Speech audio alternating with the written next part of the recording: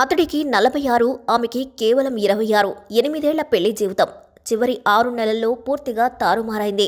లక్ష్మికి వేరే వ్యక్తితో ప్రేమ ఉందని తెలిసిన తర్వాత భర్త ప్రదీప్ తట్టుకోలేకపోయాడు. మనకు 2 పిల్లలున్నారు, ఈ ప్రేమ గీమ వదిలేద్దాం అని ఎన్నోసార్లు బతిమాలాడు. కానీ లక్ష్మి ప్రియుణ్ణి వదిలి ఉండలేకపోయింది. భర్తను పిల్లలను వదిలి ఆమె 3 సార్లు ఇంటి నుంచి పారిపోయింది. ప్రతిసారి ప్రదీప్ తీసుకొచ్చినా లక్ష్మి అతన్ని అవమానిస్తూనే వచ్చింది.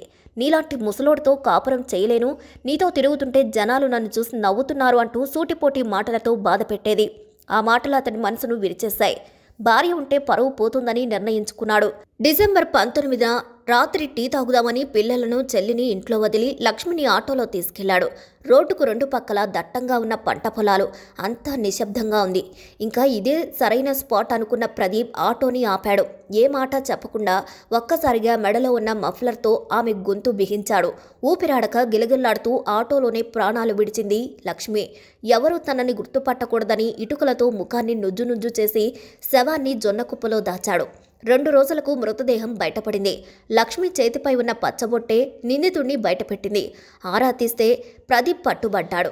అటు తల్లి చనిపోయి ఇటు తండ్రి జైలుకు వెళ్లడంతో వారి 2 పిల్లలు ఇప్పుడు అనాథులుగా మారారు. వారణాసిలో జరిగిన ఈ ఘటన ఇప్పుడు వైరల్గా మారింది. మరి ఈ వీడియోపై మీ అభిప్రాయాన్ని కూడా ఖచ్చితంగా కామెంట్ ద్వారా తెలియజేయండి. మరిన్ని అప్డేట్స్ కోసం మా ఛానల్ని లైక్ చేయండి, షేర్ చేయండి, సబ్స్క్రైబ్ చేయండి.